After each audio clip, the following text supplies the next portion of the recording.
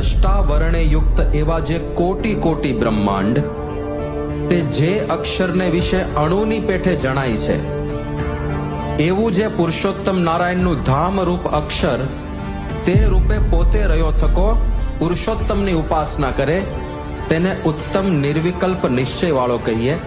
તો અહીંયા આગળ અક્ષર રૂપ થઈને પુરુષોત્તમની ભક્તિ કરવી. એ પોતે પરબ્રહ્મ પૃથ્વી પર આવ્યા અને અક્ષર બ્રહ્મને લઈને આવ્યા. અક્ષરમ બ્રહ્મ પરમમ એવા ગુરુ મળ્યા.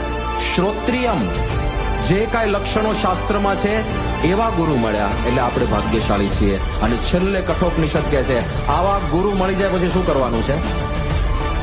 ઉત્તિષ્ઠ, ઉઠો. જાગ્રત, જાગી જાઓ. પ્રાપ્ય વરાન, આવા ગુરુને મેળવીને નિબોધત, આજ્ઞા પાળો, જ્ઞાન પ્રાપ્ત કરજો. આટલું જ કરવાનું છે. This is the final destination of our life. Whatever creation happens, everything comes from Akshar Brahma.